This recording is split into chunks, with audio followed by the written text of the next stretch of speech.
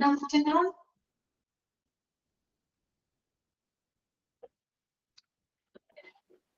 Good afternoon, ma'am.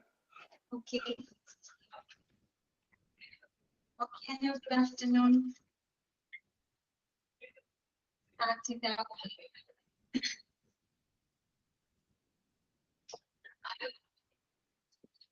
Good afternoon, ma'am. Okay, good afternoon, Kechi. Okay, Salsa. Vrinda, okay, Srileka. Food കഴിച്ചു.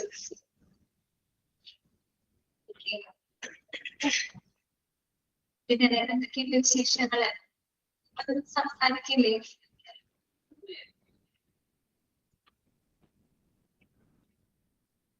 സുഖാണ്. എവിടെയോ പറയുന്നില്ലല്ലോ. സുഖാണോന്ന്?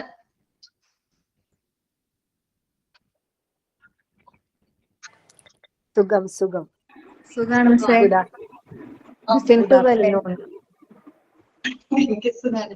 ഞാൻ ചോദിക്കുന്നത് ഞാൻ തിരിച്ചെന്നോട് ചോദിക്കണേ. വീട് എവിടെയാണ്? വേറെ ചോദിക്കാം. ശരിക്കും വീട് തൃശ്ശൂരാണ്. ഞങ്ങൾക്ക് താമസിക്കുന്നത് നെടുമ്പാശ്ശേരി.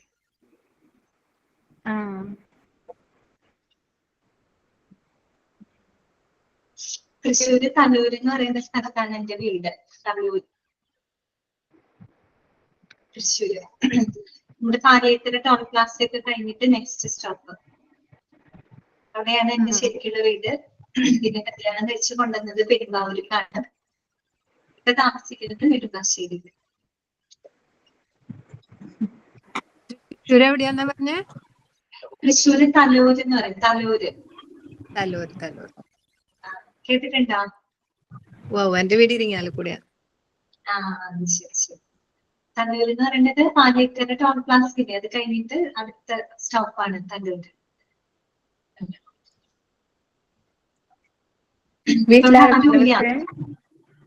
ഇപ്പൊ എന്റെ വീട്ടിലിപ്പോ ഹസ്ബൻഡ്, എനിക്ക് 2 മക്കളുണ്ട്, പിന്നെ അമ്മയുണ്ട് എന്റെ കൂടെ. എന്റെ അമ്മ എന്റെ കൂടെ. അവിടേക്ക് ഞാൻ ശരിക്കും എന്റെ വീട്ടില് ഞാനും എന്റെ അച്ഛനും അമ്മയും മാത്രമുള്ള ചെറിയൊരു ഫാമിലിയാണ്. എനിക്ക് വേറെ സിബ്ലിങ്സ് അങ്ങനെ ഇല്ല. അച്ഛനും അമ്മയും ഞാൻ മാത്രമേ. എന്റെ അച്ഛൻ മരിച്ചു 2018 മരിച്ചു അറ്റാക്കായിട്ട്. പിന്നെ അമ്മ മാത്രമായി. അപ്പൊ അമ്മേനെ ഒറ്റയ്ക്ക് അവിടെ ആക്കാൻ പറ്റില്ല. അതുകൊണ്ട് ഞാൻ എന്റെ വീട്ടിലോട്ട് കൊണ്ടുവന്നു. പിന്നെ ഹസ്ബൻഡിന്റെ വീട്ടിൽ അച്ഛനില്ല, അച്ഛൻ മരിച്ചു. അമ്മച്ചിയുണ്ട്. അമ്മച്ചി ഇടയ്ക്ക് ഞങ്ങൾ ഇവിടെ വന്ന് നിൽക്കും. അങ്ങനെ. പിന്നെ അവിടെ ബ്രദറാണ്, ഹസ്ബൻഡിന്റെ ബ്രദറാണ് വീട്ടിൽ താമസിക്കുന്നത്. ഞങ്ങൾ സ്വന്തമായിട്ട് ഇവിടെ നെടുമ്പാശ്ശേരിയില് വീട് താമസിച്ചു. അവിടെ ഇപ്പൊ മക്കള്, ഹസ്ബൻഡ്, അമ്മ, 3 പേരാണ്.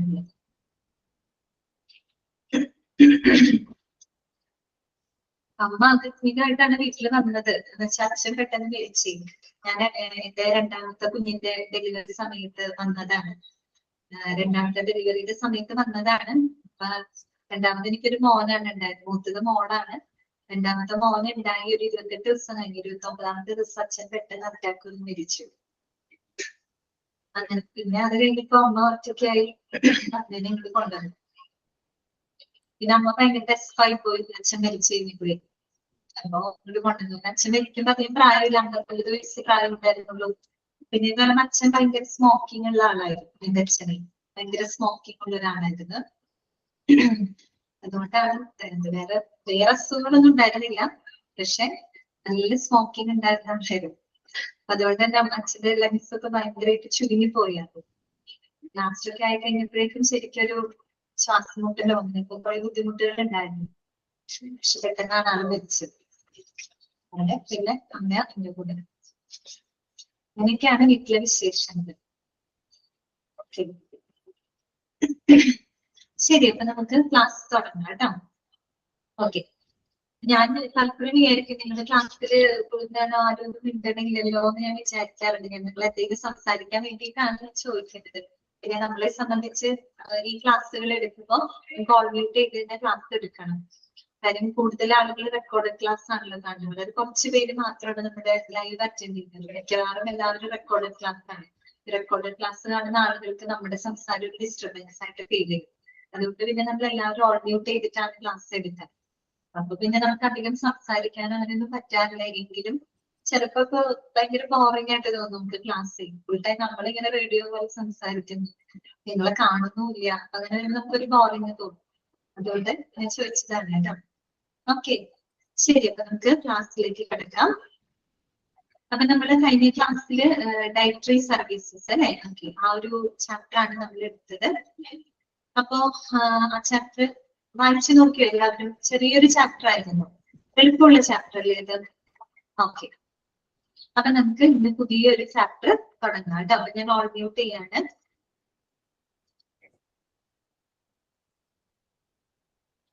ഓക്കെ, മൊഡ്യൂൾ 2-നകത്തെ 8ാമത്തെ ചാപ്റ്റർ കേട്ടോ.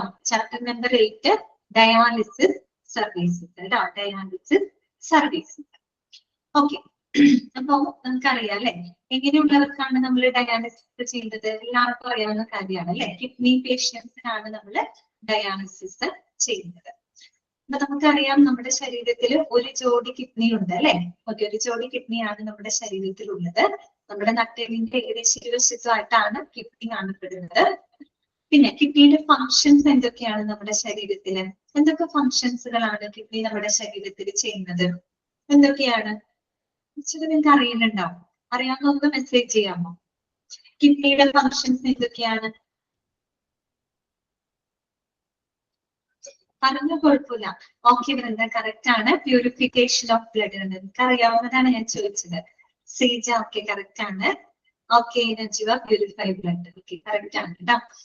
അതായത് കിഡ്നി ഒരുപാട് ഫങ്ഷൻസുകൾ നമ്മുടെ ശരീരത്തിനകത്ത് ചെയ്യുന്നത് ഉണ്ട്. അതിനകത്ത് ഏറ്റവും പ്രധാനപ്പെട്ടതാണ് നിങ്ങൾ പറഞ്ഞ പ്യൂരിഫിക്കേഷൻ ഓഫ് ബ്ലഡ് അല്ലെ. നമ്മുടെ ബ്ലഡിനെ പ്യൂരിഫൈ ചെയ്യുന്നു.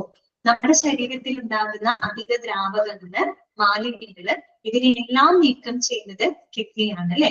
കിഡ്നി എങ്ങനെയാണ് ഈ മാലിന്യങ്ങളെയൊക്കെ നീക്കം ചെയ്യുന്നത്? എങ്ങനെയാണ്? യൂറിനിലൂടെയാണ് അല്ലെ, മൂത്രത്തിലൂടെയാണ് ഇത്തരം മാലിന്യങ്ങളെ പുറന്തള്ളുന്നത്. അത് മാത്രമാണ് കിഡ്നിയുടെ ഫങ്ഷൻ അല്ല, വേറെ കുറെ ഫങ്ഷൻസ് ഒക്കെ ഉണ്ട് കേട്ടോ. നമ്മുടെ ശരീരത്തിലെ ധാതു ലവണങ്ങളെ നിയന്ത്രിക്കുന്നതും കിഡ്നിയാണ്. നമ്മുടെ ശരീരത്തിൽ സോഡിയം, പൊട്ടാസ്യം, അതുപോലെ തന്നെ നമ്മുടെ കാൽസ്യത്തിന്റെ അബ്സോർപ്ഷനെ സഹായിക്കുന്ന വിറ്റാമിൻ ഡിനെ ആക്ടിവേറ്റ് ചെയ്യുന്നതൊക്കെ കിഡ്നിയാണ് കേട്ടോ. അതുപോലെ നമ്മുടെ രക്തസമ്മർദ്ദം നിയന്ത്രിക്കാൻ സഹായിക്കുന്നതിലും കിഡ്നിക്ക് ഒരു പ്രധാനപ്പെട്ട പങ്കുണ്ട്. ഒരുപാട് വളരെ കോംപ്ലക്സ് ആയിട്ടുള്ള ഒത്തിരിയേറെ ഫങ്ഷൻസുകള് കിഡ്നി നമ്മുടെ ശരീരത്തില് ചെയ്യുന്നുണ്ട്.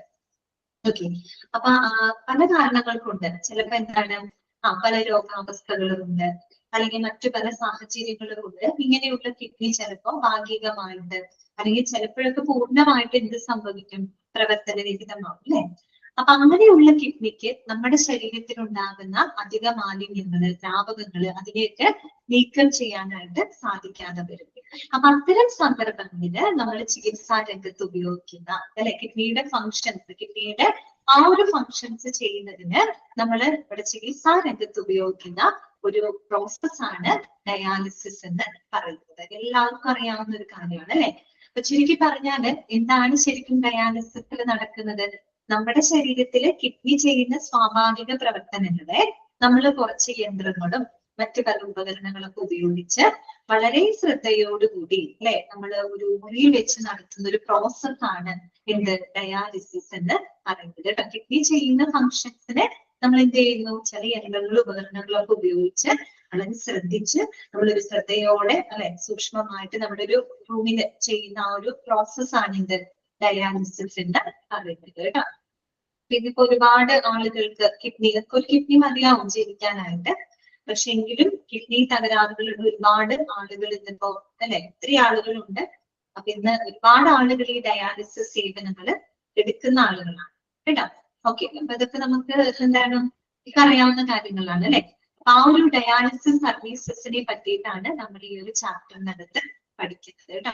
അപ്പൊ ഇതില് ഈ ഒരു ചാപ്റ്റർ അത്യാവശ്യം ഇമ്പോർട്ടന്റ് ആയിട്ടുള്ള ഒരു ചാപ്റ്ററാണ്. കാര്യം കുറെ കണ്ടന്റുകൾ ഉണ്ട്. കണ്ടന്റ് മീൻസ് എളുപ്പമാണ്, ഒത്തിരി പോയിന്റുകളുണ്ട് നമുക്ക് ഈ ചാപ്റ്ററിനകത്ത് പഠിക്കാനായിട്ട് കേട്ടോ. അപ്പൊ നമ്മൾ ഇതിനകത്ത് ഡയാലിസിസ് എന്താണ്, എവിടെയൊക്കെയാണ് നമ്മൾ ഡയാലിസിസ് പ്രയോജനപ്പെടുത്തുന്നത്, പിന്നെ ഈ പറയുന്ന പോലെ കിഡ്നിയുടെ ഫങ്ഷൻസ് നമുക്ക് പഠിക്കാനായിട്ടുണ്ട്. ചെറുതായിട്ട് പഠിക്കാനുള്ളൂ. പിന്നെ നമ്മൾക്ക് മെയിൻ ആയിട്ട് പഠിക്കുന്നത് ടൈപ്പ് ഓഫ് ഡയാലിസിസ് ആണ്. പ്രധാനമായിട്ടും നമുക്ക് 2 ടൈപ്പ് ഡയാലിസിസുകളാണ് ഉള്ളത്. ഒന്ന് ഹീമോഡയാലിസിസ്, മറ്റൊന്ന് പെരിറ്റോണിയൽ ഡയാലിസിസ്. നിങ്ങൾ ചിലപ്പോഴൊക്കെ എവിടെയെങ്കിലൊക്കെ കേട്ടിട്ടുണ്ടാവും. ഹീമോഡയാലിസിസ് ഉണ്ട്, പെരിറ്റോണിയൽ ഡയാലിസിസ് ഉണ്ട്. അങ്ങനെ 2 ടൈപ്പ് ഓഫ് ഡയാലിസിസ് ആണ് ഉള്ളത്. അത് നമ്മൾ ആ ഡയാലിസിസിനെ പറ്റിയിട്ടൊക്കെ പഠിക്കുന്നുണ്ട്. പെരിറ്റോണിയൽ ഡയാലിസിസ് തന്നെ അതിൽ തന്നെ നമുക്കൊരു 3 ടൈപ്പ് പെരിറ്റോണിയൽ ഡയാലിസിസ് പഠിക്കാനായിട്ടുണ്ട്. പിന്നെ ഡയാലിസിസിന്റെ ആഫ്റ്റർ ഇഫക്റ്റ്, പിന്നെ എന്താണ് ഡയാലിസിസ് സെന്റർ, പിന്നെ ഒരു ഡയാലിസിസ് കോർഡിനേറ്ററിന്റെ ഉത്തരവാദിത്തങ്ങൾ എന്തൊക്കെയാണ്, പിന്നെ ഒരു ഡയാലിസിസ് ഫെസിലിറ്റിയിൽ ഉണ്ടായിരിക്കേണ്ട സൗകര്യങ്ങൾ എന്തൊക്കെയാണ്, ഇങ്ങനെയുള്ള കാര്യങ്ങളൊക്കെയാണ് നമ്മൾ ഈ ഒരു ചാപ്റ്ററിനകത്ത് പഠിക്കുന്നത് കേട്ടോ. പക്ഷെ എന്താണ്, വളരെ എളുപ്പമുള്ള ചാപ്റ്റർ ആണ് കേട്ടോ. ഓക്കെ, ഒരു ഏകദേശം ഒരു ഐഡിയ കിട്ടിയോ നിങ്ങൾക്ക്? നമ്മൾ ഈ ചാപ്റ്ററിൽ എന്താ പഠിക്കുന്നതിനുള്ളതിനെ പറ്റി ഒരു ഐഡിയ നിങ്ങൾക്ക് കിട്ടിയാണല്ലേ? പിന്നെ നമുക്ക് വായിക്കാം കേട്ടോ. നമുക്ക് ശ്രദ്ധിക്കാം. Introduction വായിക്കാണ്. The kidneys are the organs that purify the blood by removing waste and excess fluid from your body. Underline ചെയ്ത് വെച്ചാൽ നമുക്ക് അറിയാവുന്ന കാര്യമാണ്. കിഡ്നിയുടെ ഫംഗ്ഷൻ ആണ് കൊടുത്തിരിക്കുന്നത്. നിങ്ങൾ പറഞ്ഞല്ലോ അത് തന്നെ. The kidneys are the organs that purify the blood by removing the waste and excess fluid from your body. അല്ലെ, നമ്മുടെ ശരീരത്തിൽ ഉണ്ടാകുന്ന അധിക ദ്രാവകങ്ങള്, മാലിന്യങ്ങള്, ഇതിനെല്ലാം തന്നെ നീക്കം ചെയ്തുകൊണ്ട് നമ്മുടെ ബ്ലഡിനെ പ്യൂരിഫൈ ചെയ്യുന്ന ഓർഗൻ ആണ് ആര്? കിഡ്നി എന്ന് പറയുന്നത്. കിഡ്നിയുടെ ഫംഗ്ഷൻ ആണ് അല്ലെ. ഓക്കെ, എങ്ങനെയാണ് കിഡ്നി ഇത്തരം വേസ്റ്റുകളെ പുറന്തള്ളുന്നത്? യൂറിനിലൂടെയാണ് അല്ലെ. Okay, this waste is send to the bladder for the elimination when you urinate. അല്ലെ, ഇങ്ങനെയുള്ള വേസ്റ്റുകള് യൂറിനേഷൻ അല്ലെ, യൂറിനിലൂടെയാണ് ഇത്തരം മാലിന്യങ്ങളെ പുറന്തള്ളുന്നത്. ഓക്കെ, പിന്നെ വാട്ട് ഈസ് ഡയാലിസിസ്? എന്താണ് ഡയാലിസിസ് എന്ന് ചോദിച്ചാൽ അതിന് കൃത്യമായിട്ടൊരു ഡെഫിനേഷൻ അവിടെ കൊടുത്തിട്ടുണ്ട്. അണ്ടർലൈൻ ചെയ്ത് വെക്കാം. Dialysis is a kind of treatment that removes extra fluid and waste products from the blood when the kidneys are not able to. അല്ലെ, കിഡ്നിക്ക് അത് എന്താണ്? കിഡ്നി തകരാറിലാവുന്ന സാഹചര്യങ്ങളിൽ അല്ലെങ്കിൽ കിഡ്നിക്ക് നമ്മളുടെ ശരീരത്തിലെ ഫങ്ഷൻസുകള് ചെയ്യാൻ പറ്റാതെ തകരാറിലാവുന്ന സാഹചര്യങ്ങളിൽ നമ്മുടെ ബ്ലഡിലുള്ള എക്സ്ട്രാ ഫ്ലൂയിഡുകളെ, വേസ്റ്റുകളെ റിമൂവ് ചെയ്യുന്ന ആ ഒരു ട്രീറ്റ്മെന്റിനെയാണ് നമ്മൾ എന്ത് പറയുന്നത്? ഡയാലിസിസ് എന്ന് പറയുന്നത്. ഓക്കെ, അണ്ടർലൈൻ ചെയ്ത് വെച്ചോളൂ കേട്ടോ. അതിന്റെ ഡെഫിനേഷൻ ആയിട്ട് നിങ്ങളോട് ചോദിക്കാം. ഓക്കെ, പിന്നെ അടുത്ത് നോക്കിയേ. Dialysis was first used effectively in the 1940s and became a standard treatment for kidney failure starting in the 1970s. കേട്ടോ, അത് അതിന്റെ ഇത് ഒന്ന് നോട്ട് ചെയ്യണം, അണ്ടർലൈൻ ചെയ്ത് വെക്കാം. Dialysis was first used effectively in 1940s. കേട്ടോ, 1940 ആ ഒരു കാലഘട്ടത്തിലാണ് ശരിക്കും ഈ ഡയാലിസിസ് വളരെ ഫലപ്രദമായിട്ട് ഉപയോഗിക്കുന്നത് കേട്ടോ. അതാണ് അത് ഏറ്റവും ഇഫക്റ്റീവ് ആയിട്ട് നമ്മളത് യൂസ് ചെയ്യുന്നത് 1940 കാലഘട്ടത്തിലാണ്. പിന്നീട് 1970 ഒക്കെ ആയിക്കഴിഞ്ഞപ്പോൾ കിഡ്നി ഫെയിലിയറിനായിട്ടുള്ള ഒരു സ്റ്റാൻഡേർഡ് ട്രീറ്റ്മെന്റ് ആയിട്ട് എന്ത് മാറി? ഡയാലിസിസ് മാറി. ഓക്കെ, അപ്പൊ നിങ്ങളോട് ചിലപ്പോൾ ചോദിക്കാം, dialysis was first effectively used ഏത് കാലഘട്ടത്തിലാണ്? 1940s-ലാണ്. 1940 പിന്നീട് 70 ആയി കഴിഞ്ഞപ്പോൾ അതൊരു കോമൺ, അതായത് കിഡ്നി ഫെയിലിയർ ഉള്ള ആൾക്കാർക്ക് ഒരു സ്റ്റാൻഡേർഡ് ട്രീറ്റ്മെന്റ് ആയിട്ട് മാറിയത് 1970-ലാണ്. പക്ഷെ ഇഫക്റ്റീവ്ലി ഫസ്റ്റ് യൂസ് ചെയ്യപ്പെടുന്നത് 1940-ലാണ് കേട്ടോ. അപ്പൊ മാറിപ്പോകുന്ന വർഷം. ഓക്കെ, പിന്നെ following this, millions of patients have been benefited by this treatment. നമുക്ക് ഒരുപാട് ആളുകൾ അതിന്റെ ട്രീറ്റ്മെന്റ് എടുക്കുന്നുണ്ട്. കാര്യം ഒരുപാട് വൃക്കരോഗികൾ എന്താണ് കൂടുതലാണ്. ഓക്കെ, ഇത്രയാണ് അതിനകത്ത് പറയുന്നത്. എനിക്ക് വേറെ പോയിന്റുകളൊന്നും പറയുന്നില്ല. കിഡ്നിയുടെ ഫംഗ്ഷൻ പറയുന്നുണ്ട്. കിഡ്നിയുടെ എന്താണ് ഫംഗ്ഷൻ? പ്യൂരിഫൈ ദ ബ്ലഡ് അല്ലെ. ഓക്കെ, ദെൻ മറ്റൊരു കാര്യം, what is dialysis? It is A kind of treatment that removes extra fluid and waste product from the blood when the kidneys are not able to. പിന്നെ നമ്മൾ പഠിച്ചു പോയത് എന്താണ്? Dialysis was first effectively used in 1940s. 1940. ഇത്രയും കാര്യങ്ങളാണ് അവിടെ not ചെയ്ത് വെക്കേണ്ടത്. ഇനി അടുത്ത നോക്കിയേ, നെക്സ്റ്റ് പാരഗ്രാഫ് നോക്കാം. Dialysis can be done in a hospital, a dialysis center or at home. The doctor will determine which type of dialysis and the best place based on medical condition. Okay, അപ്പോ നമുക്ക് പറയുന്ന dialysis എന്ന് പറയുന്നത് നമുക്ക് ഹോസ്പിറ്റലിൽ ചെയ്യാം, dialysis സെന്ററിൽ ചെയ്യാം, വീട്ടിലും ചെയ്യാം. അപ്പൊ നമ്മൾ വിചാരിക്കുന്നത് വീട്ടിൽ ചെയ്യാൻ പറ്റുമോ? അതായത് നമ്മൾ ഇത് ടൈപ്പ് ഓഫ് ഡയാലിസിസ് പഠിക്കുന്നുണ്ട് കേട്ടോ. ഹീമോ ഡയാലിസിസ് ഉണ്ട്, പെരിറ്റോണിയൽ ഡയാലിസിസ് ഉണ്ട്. അതിനകത്ത് ഈ പെരിറ്റോണിയൽ ഡയാലിസിസ് ഉണ്ടല്ലോ, അത് നമുക്ക് വീട്ടിൽ ചെയ്യാൻ പറ്റുന്നതാണ്. അതിനുവേണ്ട സജ്ജീകരണങ്ങളൊക്കെ ഉണ്ടെങ്കിൽ നമുക്ക് തന്നെ ചെയ്യാൻ പറ്റുന്ന ഒന്നാണ് പെരിറ്റോണിയൽ ഡയാലിസിസ് എന്ന് പറയുന്നത്. നമ്മുടെ രാജ്യത്തല്ല, കൂടുതലും പുറത്തൊക്കെ അങ്ങനെയുണ്ട്, പെരിറ്റോണിയൽ ഡയാലിസിസ് ഉണ്ട്. പക്ഷെ നമ്മുടെ ഈ ഒരു 2-3 വർഷങ്ങൾക്ക് മുമ്പ് നമ്മുടെ കേരളത്തില് ഒരു പദ്ധതി കൊണ്ടുവന്നിട്ടുണ്ടായിരുന്നു. എപ്പോഴും എല്ലാ പദ്ധതികളും പറയുന്നത് മാത്രമല്ലേ ഉള്ളൂ, നടപ്പിലാക്കല് കുറവാണല്ലോ. അപ്പൊ ശരിക്കും നമ്മുടെ കേരളത്തിൽ 11 ജില്ലകളില് പെരിറ്റോണിയൽ ഡയാലിസിസ് നടപ്പിലാക്കാനുള്ള ആ ഒരു പദ്ധതി ഇപ്പൊ കൊണ്ടുവന്നിട്ടുണ്ടായിരുന്നു. നമ്മുടെ കേരള ഗവൺമെന്റ് കൊണ്ടുവന്നിട്ടുണ്ടായിരുന്നു. പക്ഷെ പിന്നീട് അതിനെപ്പറ്റി ഒന്നും പറയാൻ കേട്ടില്ല. പക്ഷെ അതിന്റെ സംഭവം ഉണ്ടായിരുന്നു, ഒരു പദ്ധതി കൊണ്ടുവന്നിട്ടുണ്ടായിരുന്നു. അതായത് 11 ജില്ലകളിൽ പെരിറ്റോണിയൽ ഡയാലിസിസ് അതിന് വേണ്ടിയിട്ടുള്ള സജ്ജീകരണം എന്ന് വെച്ചാൽ അത് വളരെ എളുപ്പമാണ്. അതിനുള്ള സപ്ലൈസും മറ്റും കൊടുത്തു കഴിഞ്ഞാല് പേഷ്യൻസിന് അവർക്ക് തന്നെ ചെയ്യാൻ പറ്റുന്ന ഒന്നാണ് പെരിറ്റോണിയൽ ഡയാലിസിസ്. ശരിക്കും വന്നിരുന്നെങ്കിൽ വലിയൊരു വിപ്ലവമായിട്ട് മാറിയതിനെ. ശരിക്കും അങ്ങനെയൊന്നും ഇവിടെ സംഭവിക്കില്ല എന്നുള്ളത് നമുക്കറിയാം. അതുകൊണ്ട് പിന്നെ നോക്കണ്ട. അങ്ങനെ ഉണ്ടായിരുന്നു, അതിനെ പറ്റിയൊന്നും പറയാൻ കേട്ടിട്ടില്ല. ഓക്കെ, അപ്പൊ എന്താ സംഭവം എന്ന് വെച്ച് കഴിഞ്ഞാല് അങ്ങനെയുള്ള ഡയാലിസിസ് നമുക്ക് വീട്ടിൽ ചെയ്യാനായിട്ട് സാധിക്കുന്നതാണ് കേട്ടോ. ഓക്കെ, അപ്പൊ ഡയാലിസിസ് നമുക്ക് ഹോസ്പിറ്റലിൽ ചെയ്യാം, ഡയാലിസിസ് സെന്ററിൽ ചെയ്യാം, വീടുകളിൽ നമുക്ക് ചെയ്യാം. അപ്പൊ അതില് ഏത് ടൈപ്പ് ഓഫ് ഡയാലിസിസ് ചെയ്യണം, അത് എവിടെ ചെയ്യണം എന്നൊക്കെ തീരുമാനിക്കുന്നത് ഡോക്ടറാണ്. ഡോക്ടർ ഇതിന്റെ ബേസിലാണ്, ആ ഒരു പേഷ്യന്റിന്റെ മെഡിക്കൽ കണ്ടീഷനെ ബേസ് ചെയ്തിട്ടാണ് ഡോക്ടർ അത് തീരുമാനിക്കുന്നത്. ഹീമോ ഡയാലിസിസ് വേണോ, പെരിറ്റോണിയൽ ഡയാലിസിസ് വേണോ, അത് ഹോസ്പിറ്റലിൽ ചെയ്യണോ, ഡയാലിസിസ് സെന്ററിൽ ചെയ്യണോ, അങ്ങനെയുള്ള എല്ലാ ഡിസിഷൻസുകളും അവരെടുക്കുന്നത് ആ ഒരു ഡോക്ടർ പേഷ്യന്റിന്റെ മെഡിക്കൽ കണ്ടീഷനെ ബേസ് ചെയ്തിട്ടാണ് എടുക്കുന്നത് കേട്ടോ. ഇനി അടുത്തൊരു ഇമ്പോർട്ടന്റ് പോയിന്റ് ആണ്, അണ്ടർലൈൻ ചെയ്ത് വെക്കുക കേട്ടോ. The length of dialysis treatment relate body size, the amount of waste in the body and the present state of health. ആ 3 പോയിന്റുകളും ഇമ്പോർട്ടന്റ് ആണ്.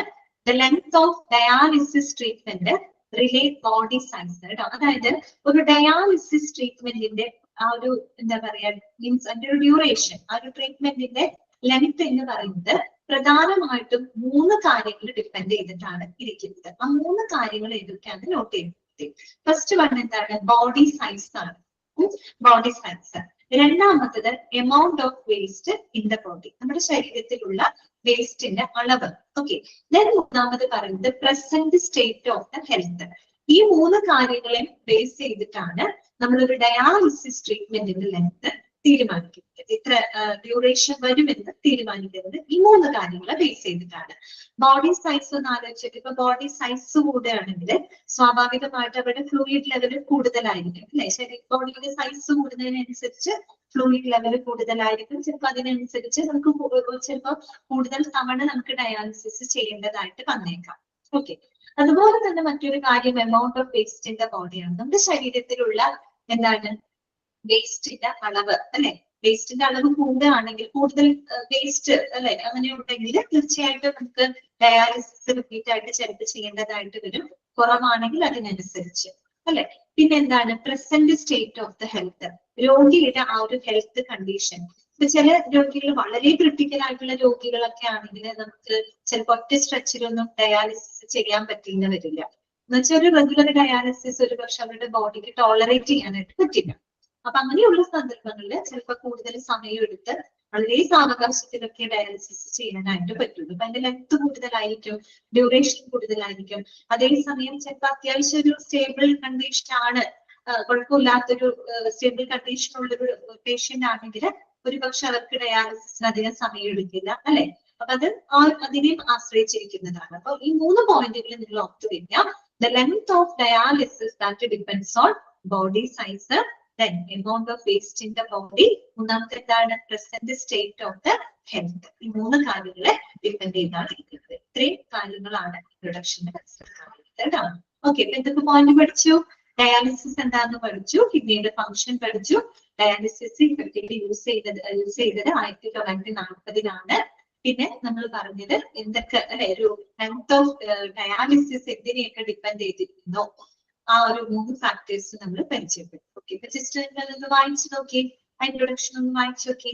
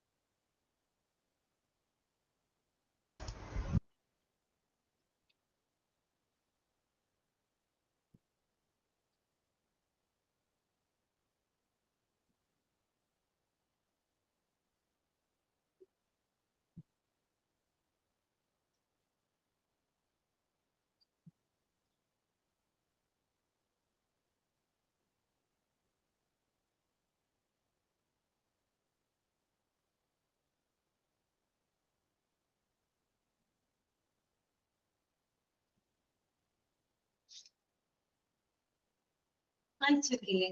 ഓക്കെ, അടുത്തത് പറയാണ് കേട്ടോ. നെക്സ്റ്റ് നമുക്ക് യൂസസ് നോക്കാം. അതായത് നമ്മൾ എവിടെയൊക്കെയാണ് ഏതൊക്കെ സാഹചര്യങ്ങളിലാണ് നമ്മൾ ഡയാലിസിസ് ഉപയോഗിക്കുന്നത് കേട്ടോ. എപ്പോഴൊക്കെയാണ് നമുക്ക് ഡയാലിസിസ് ആവശ്യമായിട്ട് വരുന്ന സാഹചര്യങ്ങളാണ് നമ്മൾ പഠിക്കേണ്ടത്. ഓക്കെ, അപ്പൊ നോക്കാം.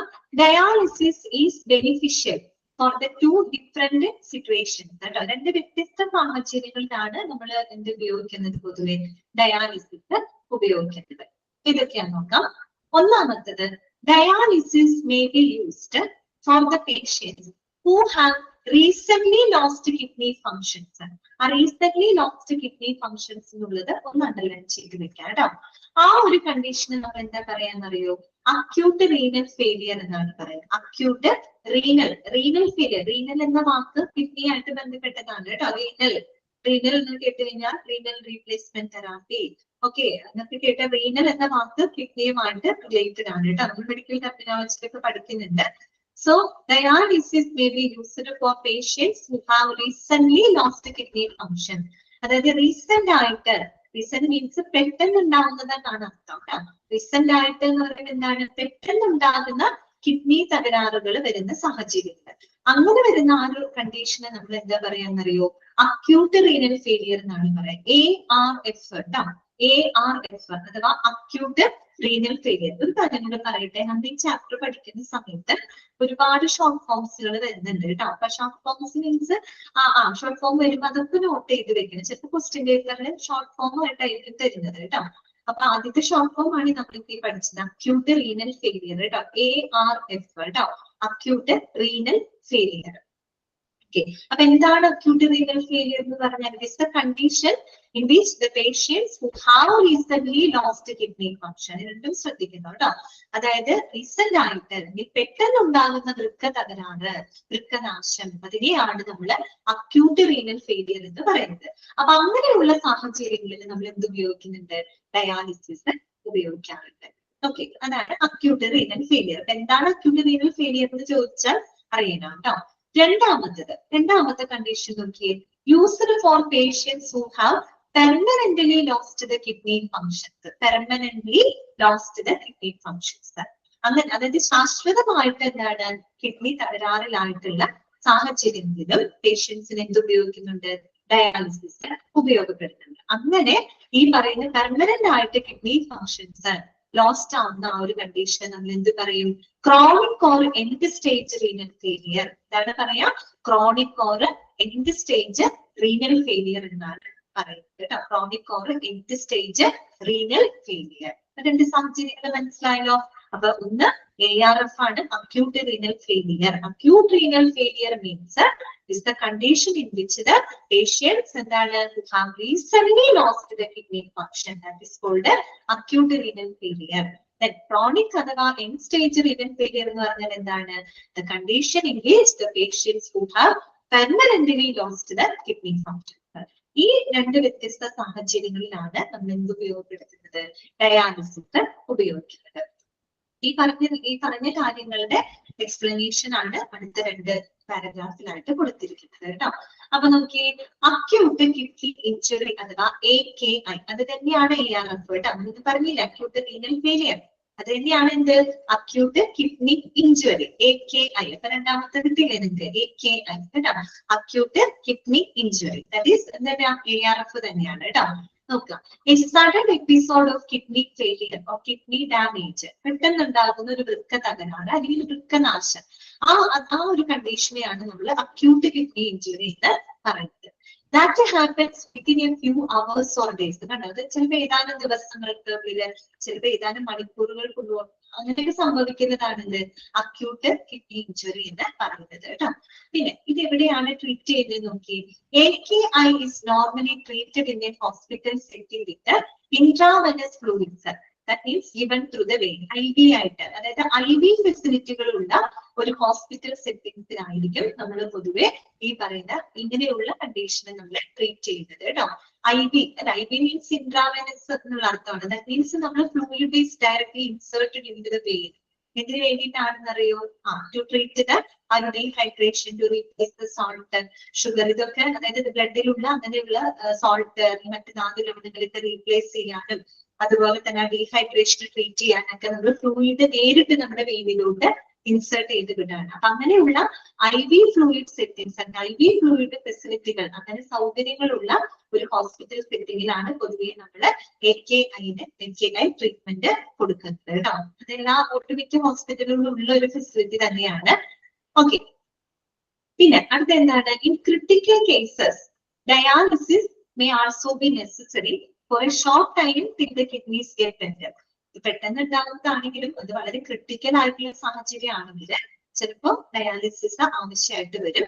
വളരെ കുറച്ച് ദിവസങ്ങൾക്ക്, അതായത് ഒരു ഷോർട്ട് ടൈമിൽ ഒരു പക്ഷെ ഡയാലിസിസ് ആവശ്യമായിട്ട് വരും. ഏതാവുന്നത് വരെ?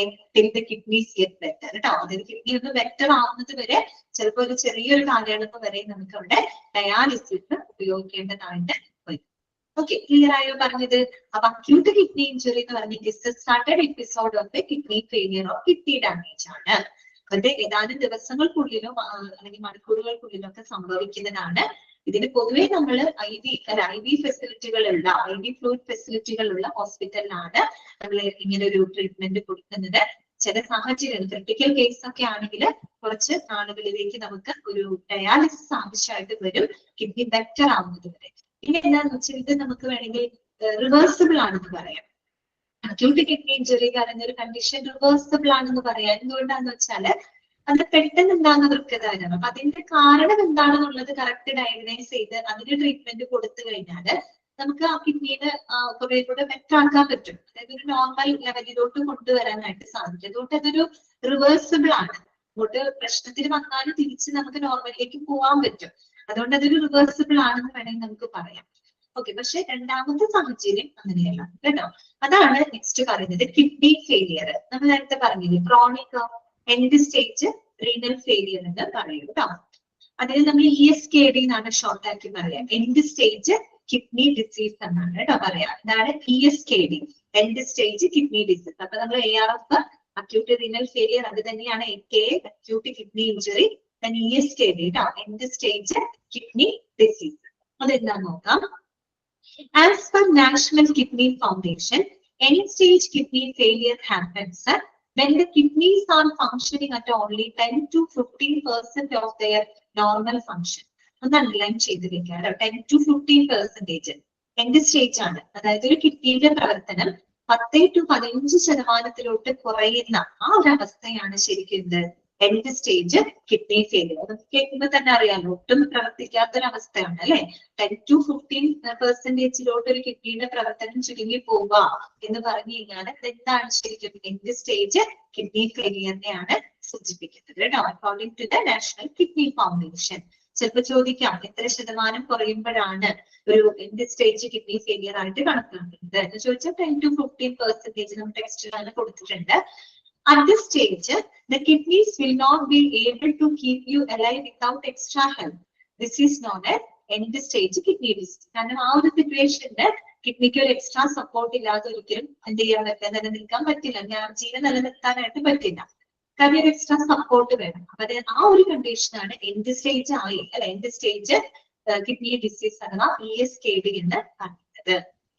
With the kidney failure, dialysis is only able to do some of the work of healthy kidneys, but it is not cure for kidney disease. കേട്ടോ. അപ്പൊ അങ്ങനെ കിഡ്നി ഫെയിലിയർ ആയി കഴിഞ്ഞാൽ പിന്നെ ഡയാലിസിസ് കൊണ്ട് മാത്രമേ നമുക്ക് അവിടെ മുന്നോട്ട് പോകാനായിട്ട് സാധിക്കുള്ളൂ. പിന്നെ ചിലവർക്കെങ്കിലും ഒരു തെറ്റിദ്ധാരണയാണ്, ഡയാലിസിസ് എന്ന് പറഞ്ഞു കഴിഞ്ഞാൽ അതൊരു ട്രീറ്റ്മെന്റ് ആണ്. ശരി, ട്രീറ്റ്മെന്റ് ആണ്, പക്ഷെ അതൊരിക്കലും കിഡ്നിനെ സുഖപ്പെടുത്തുന്നില്ല. കിഡ്നി ഡിസീസിനെ കുറയ്ക്കുകയോ അല്ലെങ്കിൽ കിഡ്നി ഡിസീസിനെ ഇല്ലാതാക്കുന്നില്ല ഡയാലിസിസ്. ഡയാലിസിസ് എന്ന് പറഞ്ഞാൽ ശരിക്കും എന്താണ്, കിഡ്നി ചെയ്യുന്ന പ്രവർത്തനം നമ്മൾ ഒന്ന് സബ്സ്റ്റിറ്റ്യൂട്ട് ചെയ്യുന്നത് മാത്രമേ ഉള്ളൂ. അല്ലാണ്ട് ഒരിക്കലും ഡയാലിസിസ് എന്ന് പറഞ്ഞ കിഡ്നിനെ സുഖപ്പെടുത്താനുള്ള ഒരു ട്രീറ്റ്മെന്റ് എന്നുള്ള അർത്ഥമില്ല. അങ്ങനെ ചിന്തിക്കരുത്. ഡയാലിസിസ് എന്ന് പറയുന്നത് ജസ്റ്റ് എന്താണ്, കിഡ്നി ചെയ്യുന്ന പ്രവർത്തനങ്ങളെ നമ്മൾ എന്ത് ചെയ്യുന്നു, കുറച്ച് മെഷീനറീസും മറ്റു ഉപകരണങ്ങളും ഉപയോഗിച്ച് ജസ്റ്റ് ഒന്ന് സബ്സ്റ്റിറ്റ്യൂട്ട് ചെയ്യുന്നു എന്ന് മാത്രമാണ് ഡയാലിസിസിൽ ചെയ്യുന്നത് കേട്ടോ. അല്ലാണ്ട് അതൊരു ട്രീറ്റ്മെന്റ് എന്ന് പറയുന്നത് നമ്മുടെ ഒരു കിഡ്നിയുടെ അസുഖം കുറയ്ക്കാൻ വേണ്ടി ഉപയോഗിക്കുന്ന ഒരു മരുന്ന് പോലും അങ്ങനെയൊന്നും അല്ല. കിഡ്നി ചെയ്യുന്ന ഫംഗ്ഷൻ നമ്മൾ മറ്റ് മെഷീനറീസും മറ്റും ഉപയോഗിച്ച് ചെയ്യുന്നത് മാത്രം കേട്ടോ. അതാണ് അവിടെ പ്രത്യേകം എഴുതിയിരിക്കുന്നത് it is no cure for kidney disease കേട്ടോ. ഇനി ഇത് ESKD the patient will require dialysis for the rest of your life until he or she is able to get a kidney transplant കേട്ടോ. അതുകൊണ്ട് തന്നെ പിന്നീടുള്ള ആ ഒരു റെസ്റ്റ് ഓഫ് ലൈഫിൽ ഈ പറഞ്ഞ ഡയാലിസിസ് ആവശ്യമായിട്ട് വരും. ഏതാവുന്നത് വരെ കിഡ്നി ട്രാൻസ്പ്ലാന്റ് ചെയ്യുന്നത് വരെ ഡയാലിസിസ് അവിടെ കണ്ടിന്യൂ ചെയ്യേണ്ടതായിട്ട് വരും. പുതിയൊരു കിഡ്നി വെക്കേണ്ടതായിട്ട് വരും. അപ്പൊ ട്രാൻസ്പ്ലാന്റ് ചെയ്യുന്നത് വരെ പിന്നെ ആ ഒരു ഡയാലിസിസ് കണ്ടിന്യൂ ചെയ്യണം. ഇതാണ് എൻഡ് സ്റ്റേജ് കിഡ്നി ഡിസീസ് എന്ന് പറയുന്നത്. ഓക്കെ, ഇപ്പൊ രണ്ട് വ്യത്യസ്ത സാഹചര്യങ്ങളാണ് നമ്മളിവിടെ പരിചയപ്പെട്ടത്. ഓക്കെ ആണോ? മനസ്സിലായോ പറഞ്ഞ കാര്യങ്ങൾ? ക്ലിയർ അല്ലേ? ഓക്കെ, വായിച്ചു നോക്കിക്കോളൂ കേട്ടോ.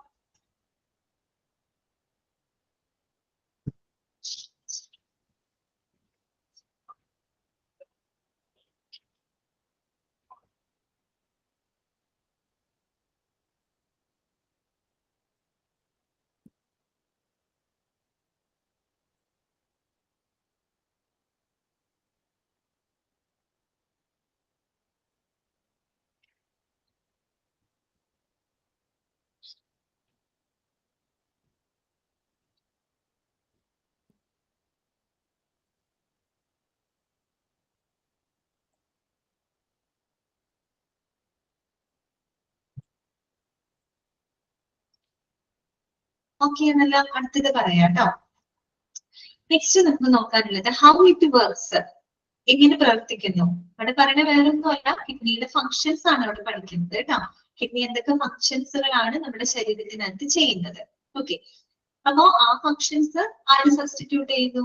നമ്മള് ഡയാലിസിസിലെ മെഷീനറി വെച്ച് നമ്മൾ ചെയ്യുന്നു മാത്രം. ഓക്കെ, അപ്പൊ നോക്കാം. Dialysis discharges some of the duties that kidney normally does to keep your body in balance. നേരത്തെ നമ്മൾ പറഞ്ഞല്ലോ, കിഡ്നി ചെയ്യുന്ന സ്വാഭാവിക പ്രവർത്തനങ്ങൾ നമ്മൾ സബ്സ്റ്റിറ്റ്യൂട്ട് ചെയ്യുന്നതാണ് അവിടെ ചെയ്യുന്നത്. അപ്പൊ കിഡ്നി നമ്മുടെ ശരീരത്തിൽ എന്തൊക്കെ ഫങ്ഷൻസുകളാണ് ചെയ്യുന്നത്, അതിൽ കുറെ ചില ഫങ്ഷൻസുകളൊക്കെ നമുക്ക് ഡയാലിസിസിലൂടെ ചെയ്യാനായിട്ട് സാധിക്കും. അപ്പൊ നോക്കൂ, ഓരോ പോയിന്റിൽ ആദ്യത്തെ 3 പോയിന്റുകൾ മാത്രമാണ് ഫങ്ഷനിൽ പറയുന്നത് കേട്ടോ. 4ാമത്തെ പോയിന്റ് ഒന്നുമില്ല, ജനറൽ ആയിട്ട് പറഞ്ഞത് മാത്രം.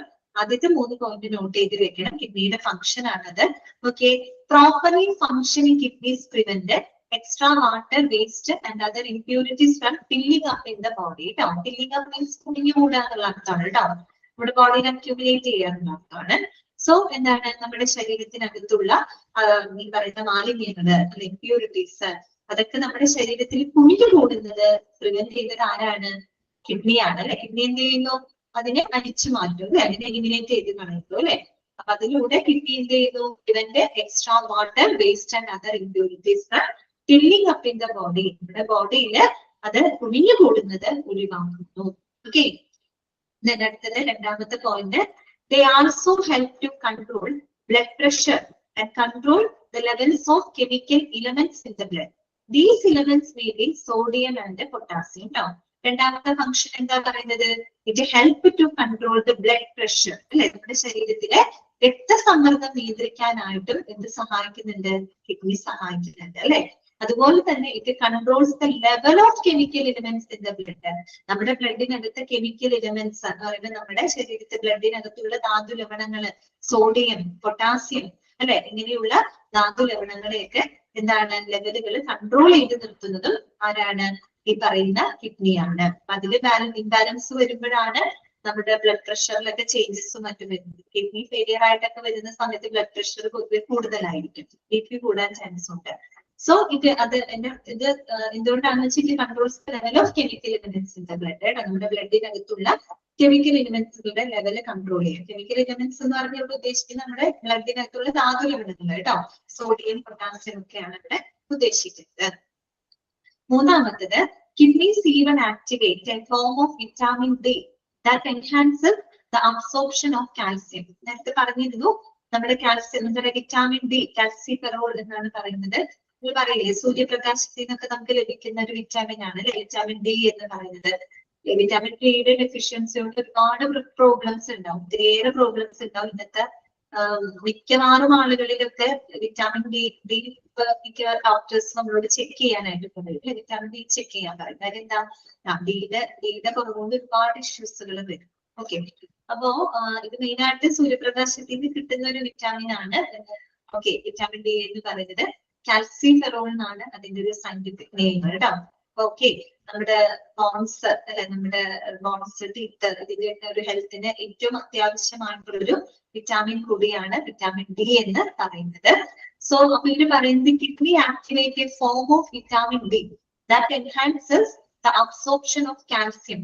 അതായത് കാൽസ്യത്തിന്റെ അബ്സോർപ്ഷനെ എൻഹാൻസ് ചെയ്യുന്ന വിറ്റാമിൻ ഡിനെ ആക്ടിവേറ്റ് ചെയ്യുന്നതുമായി തന്നെയാണ് കിഡ്നിയാണ് കേട്ടോ. ആക്ടിവേറ്റ് ചെയ്യുന്നതിൽ ഒരു പ്രധാനപ്പെട്ട റോൾ ആക്കുന്നുണ്ട് കിഡ്നിക്ക്. ഇതാണ് മെയിൻ ആയിട്ട് കിഡ്നി ചെയ്യുന്ന ഫങ്ഷൻസ് എന്ന് പറയുന്നത് കേട്ടോ. ഇനി ലാസ്റ്റ് പറയുന്നത് when kidneys are unable to perform these functions due to disease or injury, it is dialysis that can help the body run as normally as possible. And without dialysis, salt and other waste product will pile up in the blood, poison the body and damage other organs. ഇത്രയൊക്കെ functions kidney നമ്മുടെ ശരീരത്തിൽ ചെയ്യുന്നുണ്ട്.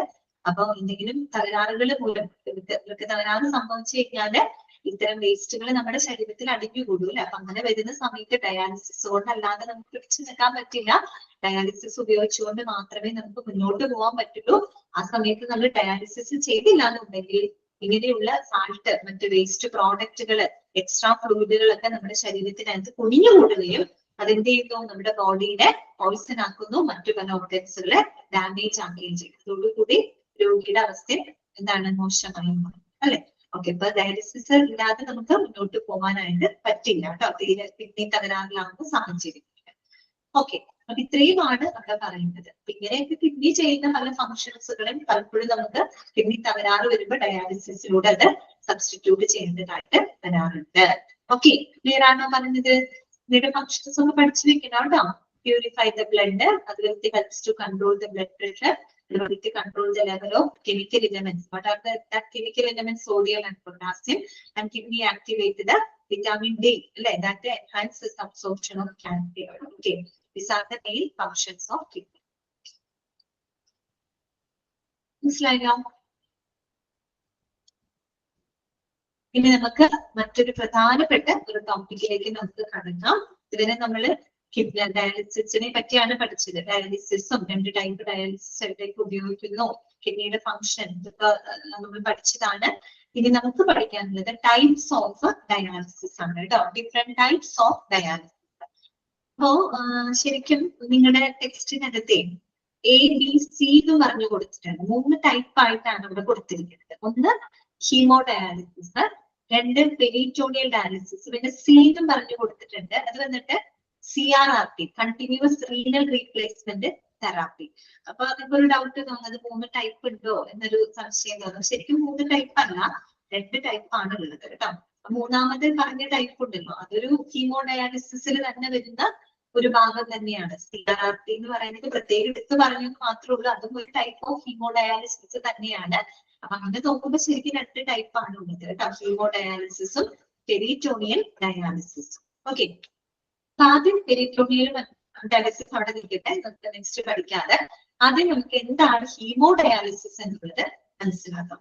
ശരിക്കും പറഞ്ഞ ഏറ്റവും common എന്താണ്, one of the common type of dialysis ആണ് haemo dialysis എന്ന് പറയുന്നത്.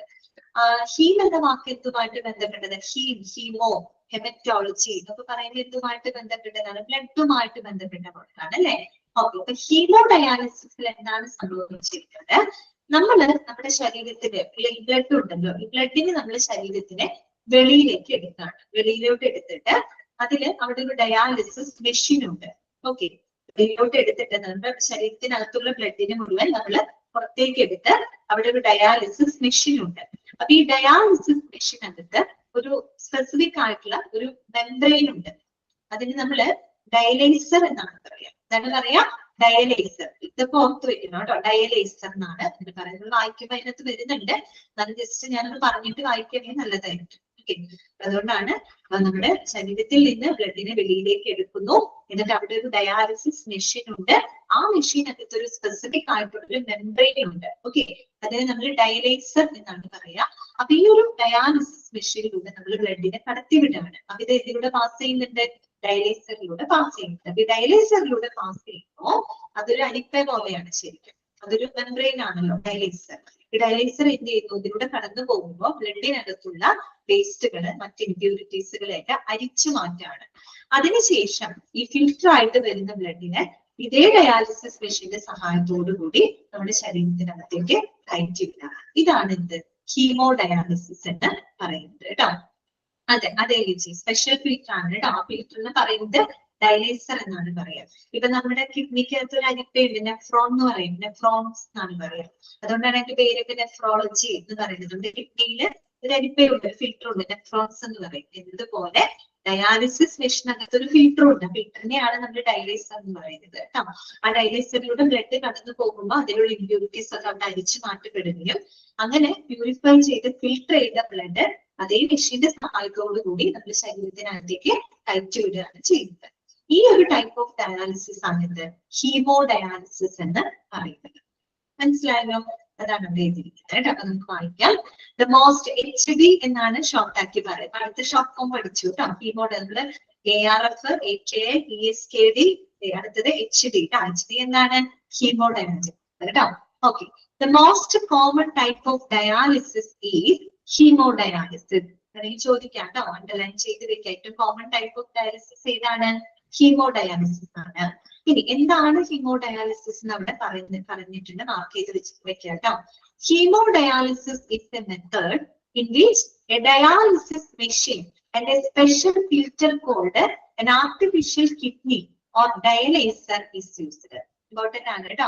അതായത് ഒരു ഡയാലിസിസ് മെഷീൻ, അതിനകത്ത് ഒരു സ്പെഷ്യൽ ഫിൽറ്റർ ഉണ്ടായിട്ട് ആർട്ടിഫിഷ്യൽ കിഡ്നി എന്നാണ് നമ്മൾ വിശേഷിപ്പിക്കുന്നത്. ഏതാണത്? ഡയലൈസർ. എന്റെ പേര് ഡയലൈസർ ആണ് കേട്ടോ. ഡയലൈസർ ആണ് നമ്മളിവിടെ ഉപയോഗപ്പെടുത്തുന്നത് കേട്ടോ, dialyser. Okay, this artificial kidney or haemodialyser eliminates waste and surplus fluid from the blood. നമ്മുടെ ബ്ലഡിനകത്തുള്ള വേസ്റ്റ്, മറ്റ് സർപ്ലസ് ഫ്ലൂയിഡ്സുകളെല്ലാം തന്നെ എലിമിനേറ്റ് ചെയ്യുന്നു. The filtered blood is then sent back to the body with the help of a dialysis machine. അതിനുശേഷം dialysis മെഷീന്റെ സഹായത്തോടെ filter ചെയ്ത ബ്ലഡിനെ നമ്മുടെ ശരീരത്തിനകത്തേക്ക് തിരിച്ച് വിടുന്നു. Okay, this called hemodialysis. Okay അല്ലേ? ഹീമോ ഡയാലിസിസ് എന്താണെന്നുള്ളത് മനസ്സിലായല്ലോ? ഇനി നമ്മളൊരു കാര്യം പറഞ്ഞല്ലോ, ഹീമോ ഡയാലിസിസ് ചെയ്യുന്ന സമയത്ത് നമ്മൾ ഈ ബ്ലഡിനെ പുറത്തേക്ക് എടുക്കുന്നുണ്ട് അല്ലെ? ബ്ലഡിനെ നമ്മൾ വെളിയിലോട്ട് കൊണ്ടുവരുന്നുണ്ട്. ഈ ബ്ലഡിനെ നമുക്ക് വെറുതെ ഇങ്ങനെ പുറത്തേക്ക് കൊണ്ടുവരാൻ പറ്റും. അതിനൊരു ഓപ്പണിംഗ് ക്രിയേറ്റ് ചെയ്യണം അല്ലെ? നമ്മുടെ ശരീരത്തിനകത്ത് നിന്നുള്ള ബ്ലഡിനെ നമുക്ക് പുറത്തോട്ട് കൊണ്ടുവരണം. നമുക്ക് വെറുതെ ഒരു സിറിഞ്ചോ ചെറിയ രീതിയിൽ നമുക്ക് കൊണ്ടുവരാൻ പറ്റില്ല. പകരം എന്ത് വേണം? ഒരു ഓപ്പണിംഗ് നമ്മൾ ക്രിയേറ്റ് ചെയ്യുന്നതായിട്ടുണ്ട്. എന്ന് പറഞ്ഞാല് നമ്മളൊരു ഹീമോ ഡയാലിസിസ് ചെയ്യുന്നതിന് മുൻപായിട്ട് നമുക്കൊരു മൈനർ സർജറി ആവശ്യമായിട്ട് വരും. എന്തിനു വേണ്ടിയിട്ടാണെന്നറിയോ? അത് to create a vascular access site. അതാണ് വാസ്കുലർ ആക്സസ് സൈറ്റ് ക്രിയേറ്റ് ചെയ്യുന്നതിന് വേണ്ടിയിട്ട് ഒരു മൈനർ ആയിട്ടുള്ള ഒരു സർജറി അവിടെ നടത്തേണ്ടതായിട്ട് വരും. അപ്പൊ എന്താണ് ഈ വാസ്കുലർ ആക്സസ് സൈറ്റ് എന്ന് പറഞ്ഞാല്? Vascular access site means it is the opening ആണ് that is created in the body. നമ്മുടെ ബോഡിയിൽ നമ്മൾ ക്രിയേറ്റ് ചെയ്ത ചെറിയൊരു ഓപ്പണിംഗ് ആണ് vascular access site. That means it is the way to get the desired amount of blood from the body. നമ്മുടെ ബോഡിയിൽ നിന്ന് ആ ബ്ലഡിന് പുറത്തേക്ക് കൊണ്ടുവരുന്നതിന് വേണ്ടിയിട്ട് നമ്മൾ ക്രിയേറ്റ് ചെയ്യുന്ന ഒരു വഴിയാണത്, ഒരു ഓപ്പണിംഗ് ആണിത് വാസ്കുലർ ആക്സസ് സൈറ്റ്. നമ്മൾ അങ്ങനെ ഓപ്പണിംഗ് ഒന്നും അല്ല പറയാ, നമ്മൾ പറയുമ്പോൾ വാസ്കുലർ ആക്സസ് സൈറ്റ് എന്നാണ് നമ്മൾ പറയാം. അങ്ങനെ തന്നെ പറയാം കേട്ടോ, vascular access site. Opening create ചെയ്യുന്നു, ക്രിയേറ്റ് ചെയ്യുന്നുണ്ട് നമ്മൾ പറയുന്നത് വാസ്കുലർ ആക്സസ് സൈറ്റ് ക്രിയേറ്റ് ചെയ്യും. അത് ക്രിയേറ്റ് ചെയ്യാൻ വേണ്ടിയിട്ട് ആദ്യം എന്ത് വേണം? ഒരു മൈനർ സർജറി നടത്തണം. ഓക്കെ, അത് മിക്കവാറും നമ്മൾ വാസ്കുലർ ആക്സസ് സൈറ്റ് ക്രിയേറ്റ് ചെയ്യുന്നത് നമ്മുടെ കയ്യില്, നമ്മുടെ ആമിന്റെ ഭാഗത്തായിരിക്കും. ചിലപ്പോഴൊക്കെ നമ്മുടെ റിസ്റ്റിന്റെ ഭാഗത്തോ അല്ലെങ്കിൽ നമ്മുടെ കൈത്തട്ടയുണ്ടല്ലോ, ആ ഒരു ആമിന്റെ ഭാഗത്താണ് ആ ഒരു വാസ്കുലർ ആക്സസ് സൈറ്റ് ക്രിയേറ്റ് ചെയ്യുന്നത്. ഓക്കെ, അത് ഓടിപ്പോയി ക്രിയേറ്റ് ചെയ്യില്ല. അതിന് നമുക്കൊരു ഇന്റർവെൻഷണൽ റേഡിയോളജിസ്റ്റിന്റെ ഒക്കെ സഹായം ആവശ്യമായിട്ട് വരും. കാരണം ആ റേഡിയോളജിസ്റ്റ് നോക്കി സ്കാനൊക്കെ ചെയ്ത് ഏറ്റവും ഹെൽത്തി ആയിട്ടുള്ള വെയിനൊക്കെ കണ്ടെത്തിയതിനു ശേഷം അവിടെയാണ് നമ്മൾ വാസ്കുലർ ആക്സസ് സൈറ്റ് ക്രിയേറ്റ് ചെയ്യുന്നത്. ചിലപ്പോൾ നമ്മുടെ കയ്യിൽ നോക്കുമ്പോൾ കയ്യിൽ ഒരു പക്ഷെ ഹെൽത്തി ആയിട്ടുള്ള വെയിനുകളൊന്നും ഇല്ലാന്നുണ്ടെങ്കിൽ ചിലപ്പോൾ കാണിലും ചെയ്യാതെ കയ്യിൽ ചെയ്യാൻ പറ്റിയെങ്കിൽ അത് കാലിന് ചെയ്യും, അത്രയേ ഉള്ളൂ. ഓക്കെ, അപ്പൊ മനസ്സിലായല്ലോ. വാസ്കുലർ ആക്സസ് സൈറ്റ് എന്നാണ് ഇത് പറയാ. It is the opening, it is the way to get the desired amount of blood from the body ആണ്. അപ്പൊ ആ ഒരു വാസ്കുലർ ആക്സസ് സൈറ്റ് ക്രിയേറ്റ് ചെയ്യുന്നതിന് വേണ്ടിയിട്ട് മൈനർ സർജറി നമുക്ക് അവിടെ ആവശ്യമായിട്ട് വരും. അതാണ് അവിടെ നെക്സ്റ്റ് പറയുന്നത് കേട്ടോ. Before starting hemodialysis minor surgery is required to make a vascular access site. എന്താണ് വാസ്കുലർ ആക്സസ് സൈറ്റ് എന്നുള്ളത് അവിടെ ബ്രാക്കറ്റിൽ കൊടുത്തിട്ടുണ്ട്, മാർക്ക് ചെയ്ത് വെക്കുക കേട്ടോ. Opening into one of your blood vessel, നമ്മുടെ ബ്ലഡ് വെസലിന് നമ്മൾ ക്രിയേറ്റ് ചെയ്യുന്ന ഒരു open, that is called vascular access site. Normally in the patients ആണ് കേട്ടോ. സാധാരണ നമ്മുടെ പേഷ്യന്റിന്റെ ആ കയ്യിലാണ് നമ്മളത് ക്രിയേറ്റ് ചെയ്യുന്നത്. ദിസ് ആക്സസ് സൈറ്റ്, അതിലൂടെയാണ് നമ്മൾ ബ്ലഡിനെ പുറത്തേക്ക് ആക്സസ് ചെയ്തെടുക്കുന്നത് കേട്ടോ, പുറത്തേക്ക് കൊണ്ടുവരുന്നത്. This access site is important to have an easy way to get the blood from the body. ഇത് പറഞ്ഞില്ല, ആ ഒരു വഴിയിലൂടെയാണ് നമ്മൾ ബ്ലഡിനെ ബോഡിയിൽ നിന്ന് പുറത്തോട്ട് കൊണ്ടുവരുന്നത്. അതും through the dialyzer and back into the body. എന്നിട്ട് ആ ബ്ലഡിനെ നമ്മൾ നേരത്തെ പറഞ്ഞ ഡയാലിസിസ് മെഷീന്റെ ഡയലൈസറിലൂടെ നമ്മൾ കടത്തി വിടുന്നു. പ്യൂരിഫൈ ചെയ്ത ബ്ലഡിനെ വീണ്ടും നമ്മൾ സെൻഡ് ബാക്ക് ടു ദ ബോഡിയിലൂടെ തിരിച്ചയക്കും. ഓക്കെ, ഇനി നമ്മൾ പഠിക്കേണ്ടത്, ഇനി നമുക്ക് ശ്രദ്ധിക്കേണ്ടത് വാസ്കുലർ ആക്സസ് സൈറ്റ് എന്ന് പറഞ്ഞല്ലോ. അതിന് പ്രധാനമായിട്ടും 3 type of vascular access site ഉണ്ട്. 3 type of vascular access site ഉണ്ട്. Different types of access for haemodialysis ആണ് എക്സ്പോസ്. അതായത് നമുക്ക് ഈ പറയുന്ന വാസ്കുലർ ആക്സസുകൾ പ്രധാനമായിട്ടും 3 ടൈപ്പുകളാണുള്ളത്. ഒന്ന് ഏതാണെന്നറിയോ? 3 ഉണ്ട്. First one AV fistula, first one AV fistula, second one AV graft and third one vascular access catheter. ഇതൊക്കെ എന്താണ്? വാസ്കുലർ ആക്സസ് ആണ് കേട്ടോ. നമ്മൾ ക്രിയേറ്റ് ചെയ്യുന്ന ആക്സസുകള് പ്രധാനമായിട്ടും 3 ടൈപ്പിൽ, 3 രീതിയിൽ ആ ഒരു ആക്സസ് ആയിട്ട് ക്രിയേറ്റ് ചെയ്യും. ഒന്ന് AV fistula, 2 AV graft, 3 vascular access catheter. ആ 3 പഠിക്കണം കേട്ടോ. AV fistula, AV graft, vascular access site. അപ്പൊ ഓരോന്നിനും അതിൻ്റെതായ ചില പ്രത്യേകതകളുണ്ട്, അതിൻ്റെതായ ചില ബെനിഫിറ്റുകളും ഡ്രോബാക്സുകളും ഒക്കെ ഉണ്ട്. പിന്നെ ഓരോന്നിലും ഈ പറയുന്ന പോലെ എല്ലാ പേഷ്യൻസിനും, ഓരോ പേഷ്യൻസിന്റെ ക്ലിനിക്കൽ കണ്ടീഷൻസിനനുസരിച്ച് വ്യത്യസ്തമായിട്ടുള്ള ടൈപ്പാണ് നമ്മുടെ സ്വീകരിക്കുന്നത്. അങ്ങനെയുള്ള കാര്യങ്ങളാണ് ഇനി നമ്മൾ പഠിക്കുന്നത് കേട്ടോ. അപ്പൊ അത് ശ്രദ്ധിച്ച് കേൾക്കണം, മനസ്സിലാക്കി പോകണം. ഫസ്റ്റ് വൺ എന്താണ്? AV ഫിസ്റ്റുലയാണ് കേട്ടോ. First one AV fistula. അതിൽ AV എന്ന് പറഞ്ഞാൽ ആർട്ടീരിയോ വീനസ് ഫിസ്റ്റുല എന്നാണ് കേട്ടോ. ആർട്ടീരിയോ വീനസ്, ആർട്ടറി എന്ന് പറഞ്ഞാൽ ധമനിയാണ് ശരിക്കും കേട്ടോ. വെയിൻ എന്താണ്? സിര. ശരിക്കും ആർട്ടറിയിലൂടെ പോകുന്നത് പ്യുവർ ബ്ലഡ് ആണ്, വെയിനിലൂടെ പോകുന്നത് ഇംപ്യുവർ ബ്ലഡ് ആണ്. ഒരു എക്സെപ്ഷൻ കേസ് ഉണ്ട് കേട്ടോ അതിനകത്ത്, അത് വേണ്ട, അതൊന്നും നമ്മൾ പഠിക്കേണ്ട. പക്ഷെ പൊതുവെ ആർട്ടറി എന്ന് പറയുമ്പോൾ ആർട്ടറിയിലൂടെ പോകുന്നത് പ്യുവർ ആയിട്ടുള്ള ബ്ലഡ് ആണ് കേട്ടോ, പ്യുവർ ബ്ലഡ് ആണ്. വെയിൻ, സിരയിലൂടെ പോകുന്നത് ഇംപ്യുവർ ആയിട്ടുള്ള ബ്ലഡ് ആണ്. ഓക്കെ, അപ്പൊ അതാണ് AV, arterio venous fistula. Artery venous വെയിനും ആണ് കേട്ടോ ആർട്ടീരിയോ വീനസ് ഫിസ്റ്റുല എന്ന് പറയുന്നത്. ആ പിക്ചർ ആദ്യം നമുക്ക് നോക്കി മനസ്സിലാക്കാം, എന്നിട്ട് ഇത് വായിക്കാം. AV fistula. ഓക്കെ, എന്താണ് ഫിസ്റ്റുല എന്ന് പറയുന്നത്? നമ്മൾ അല്ലാതെ ഒരു ഫിസ്റ്റുല കേട്ടിട്ടുണ്ട്, പൈൽസ് ഫിസ്റ്റുല അങ്ങനെ കേട്ടിട്ടുണ്ട്. അതല്ല, ഇവിടെ ഫിസ്റ്റുല എന്ന് പറഞ്ഞു. പൊതുവെ നമ്മൾ ഫിസ്റ്റുല എന്ന് പറയുന്നത് നമ്മൾ ഈ ഉള്ളു പൊള്ളയായിട്ടുള്ള എന്താ പറയാ, 2 പൈപ്പുകൾ, അല്ലെങ്കിൽ 2 പൈപ്പുകൾ നമ്മൾ കൂട്ടിച്ചേർക്കാന്ന് വിചാരിക്കാം. അപ്പൊ കുറച്ചും കൂടെ ഉൾവിസ്താരമുള്ള ഒരു പൈപ്പായിട്ട് നമുക്കത് കിട്ടും അല്ലെ. കുറച്ചും കൂടി ഒരു ഉൾവ്യാപ്തമുള്ള ഒരു ട്യൂബ് പോലെ, ഒരു പൈപ്പ് പോലെ നമുക്ക് കിട്ടും. അതാണ് അവിടെ ഫിസ്റ്റുല എന്ന് ഉദ്ദേശിക്കുന്നത് കേട്ടോ. ഉള്ള് പൊള്ളയായിട്ടുള്ള നമ്മൾ 2 വെസൽസോ അല്ലെങ്കിൽ 2 ട്യൂബ്സുകൾ നമ്മൾ കണക്ട് ചെയ്യുകയാണെങ്കിൽ തീർച്ചയായിട്ടും എന്താണ്, അത് പരസ്പരം കണക്ട് ചെയ്യുമ്പോൾ കുറച്ചും കൂടി ഉൾവിസ്താരമുള്ള ഒറ്റ ഒന്നായിട്ട് നമുക്ക് കിട്ടില്ലേ. അതാണ് ഫിസ്റ്റുല എന്ന് പറയുന്നത് കേട്ടോ. നമ്മളിവിടെ എന്താണ് ഉപയോഗിക്കുന്നത്? ബ്ലഡ് വെസൽസ് ആണ്. വെസൽസ് അല്ലെ, ബ്ലഡ് വെസൽ, രക്തക്കുഴലുകളാണ്. അത് ഉള്ളിങ്ങനെ എന്താണ് ഓപ്പണിംഗ് ആയിട്ടുള്ള വെസൽസ് അല്ലേ. സോ അപ്പൊ എന്താണ്, ഈ പിക്ചർ ഒന്ന് നോക്കുക കേട്ടോ. പിക്ചറിൽ നിങ്ങൾക്ക് കാണാം ആർട്ടീരിയോ വീനസ് ഫിസ്റ്റുല കണ്ടോ. ഇത് ഒരു റിസ്റ്റിന്റെ ഭാഗത്താണ് ഇത് ചെയ്തിരിക്കുന്നത്. അതായത് ഇവിടെ നിന്ന് ആർട്ടറി വരുന്നുണ്ട് അല്ലെ, ആർട്ടറി വരുന്നുണ്ട്, ഇവിടുന്ന് വെയിനും ഉണ്ട്. അപ്പൊ ഈ ആർട്ടറി വെയിൻ എന്ന് പറഞ്ഞാൽ 2 ബ്ലഡ് വെസൽസ് ആണ്. ഈ 2 വെസൽസുകളെ നമ്മൾ ഒരു സർജറിയിലൂടെ പരസ്പരം എന്ത് ചെയ്യാണ്? കണക്ട് ചെയ്യുന്നത്. അതായത് ആർട്ടറിയെയും വെയിനിനെയും നമ്മൾ പരസ്പരം ഒരു സർജറിയിലൂടെ കണക്ട് ചെയ്ത് നമ്മളവിടെ ഒരു ഫിസ്റ്റുല ക്രിയേറ്റ് ചെയ്യണം. നേരത്തെ പറഞ്ഞല്ലോ ഫിസ്റ്റുല, ഈ 2 വെസൽസുകൾ നമ്മൾ ജസ്റ്റ് വേറെ ഒന്നും നമ്മൾ ചെയ്യുന്നില്ല, പുറത്തൊന്നും ഒന്നും നമ്മൾ ഘടിപ്പിക്കുന്നില്ല. ജസ്റ്റ് ഒരു സർജറിയിലൂടെ 2നെയും പരസ്പരം കണക്ട് ചെയ്യാണ് കേട്ടോ. അപ്പൊ കുറച്ചും കൂടെ ഒരു ഫിസ്റ്റുല എന്ന് പറയുമ്പോൾ മറ്റുള്ള ഇൻഡിവിജ്വൽ ആയിട്ട് ഇരിക്കുന്ന പോലെയാണല്ലോ, കുറച്ചും കൂടെ ഒരു വ്യത്യാസമുള്ള രീതിയിൽ ഒരു ഫിസ്റ്റുല അവിടെ ക്രിയേറ്റ് ചെയ്യപ്പെടാൻ. ഇപ്പൊ എന്ത് ചെയ്യുന്നറിയോ, നമ്മുടെ ആർട്ടറിയിൽ ഹൈ പ്രഷറില് ഹൈ ഫ്ലോയില് നല്ലൊരു ബ്ലഡ് വരുന്നുണ്ട് അല്ലെ, ബ്ലഡ് ഇങ്ങനെ വരുന്നുണ്ട്.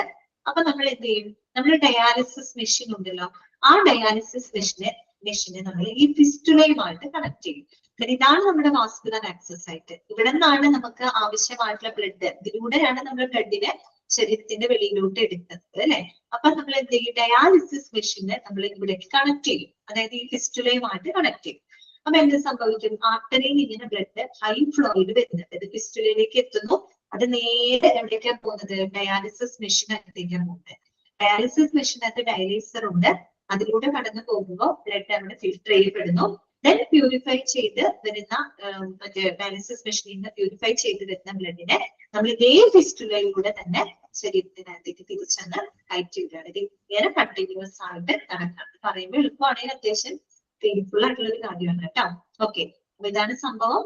ഇങ്ങനെ ആർട്ടറിയിൽ വരുന്ന ആ ഒരു ബ്ലഡ് ഡയാലിസിസ് മെഷീനകത്തേക്ക് കടത്തി വിടുന്നു, അവിടെ പ്യൂരിഫിക്കേഷൻ നടക്കുന്നു. പ്യൂരിഫൈ ചെയ്ത ബ്ലഡിന് അതേ ഫിസ്റ്റുലയിലൂടെ നമ്മള് ശരീരത്തിനകത്തേക്ക് കയറ്റി ഇങ്ങനെ വിടുന്നു. ഇങ്ങനെ പ്യൂരിഫൈ ചെയ്യണം. അപ്പോഴും പലർക്കും ഒരു സംശയമാണ്, ഇവിടെ നിന്ന് വരുന്ന ബ്ലഡ് പ്യുവർ ബ്ലഡ് അല്ലേ, ഇവിടെ നിന്ന് പോകുന്നത് എന്താണ് പ്യുവർ ആയിട്ടുള്ള ബ്ലഡ്, ഇത് തമ്മിൽ പരസ്പരം മിക്സ് ആകൂലേ എന്നൊക്കെ ചിലപ്പോ തോന്നാം. പക്ഷെ അതിന് മിക്സ് ആകാതിരിക്കാനുള്ള മാർഗങ്ങളുണ്ട്. പ്രത്യേകിച്ച് 2 നീഡിൽസ് ഒക്കെ, സെപ്പറേറ്റ് നീഡിൽസുകളൊക്കെ ഉപയോഗപ്പെടുത്തിയിട്ടാണ് ചെയ്യുന്നത്. ഇംപ്യൂർ ബ്ലഡ് എടുക്കാനും അതുപോലെ പ്യുവർ ബ്ലഡിനെ കയറ്റി വിടാനൊക്കെ പ്രത്യേക നീഡിൽസും മറ്റൊക്കെ ഉപയോഗിച്ചു. അതിലേക്കൊന്നും നമ്മൾ ചിന്തിക്കേണ്ട കേട്ടോ, അതിനെപ്പറ്റി ആധികാരികമായിട്ട് എനിക്കും അറിയില്ല. പക്ഷെ ഇത്രയും മനസ്സിലാക്കിയാൽ മതി. അപ്പൊ ഇങ്ങനെയാണ് ഇത് AV ഫിസ്റ്റുല എന്ന് പറഞ്ഞത്. ഇവിടെ എന്താണ് ശരിക്കും, it is a surgical connection ആണ്. It is a surgical connection ആണ് between an artery and vein. ഒരു ആർട്ടറിക്ക് വെയിൻ ഇടയിൽ ഒരു സർജിക്കൽ കണക്ഷൻ ആണ് ഇത് AV ഫിസ്റ്റുല എന്ന് പറയുന്നത്. ഓക്കെ, ഇത്രയും മനസ്സിലായല്ലോ? ഈ പറഞ്ഞ കാര്യം മനസ്സിലായോ? ക്ലിയർ ആണോ? പിക്ചർ ക്ലിയർ ആയില്ല? ഈ പിക്ചറിൽ പറഞ്ഞ കാര്യം ഇവിടെ എഴുതിയിരിക്കുന്നത് നമുക്ക് വായിക്കാം.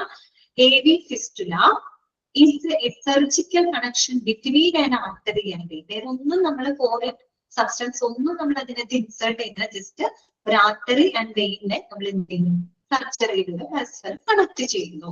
അങ്ങനെ നമ്മൾ അവിടെ ഒരു ഫിസ്റ്റുല ക്രിയേറ്റ് ചെയ്യും. So AV fistula is a surgical connection between an artery and a vein. ഇനി often a fistula is created in the arm.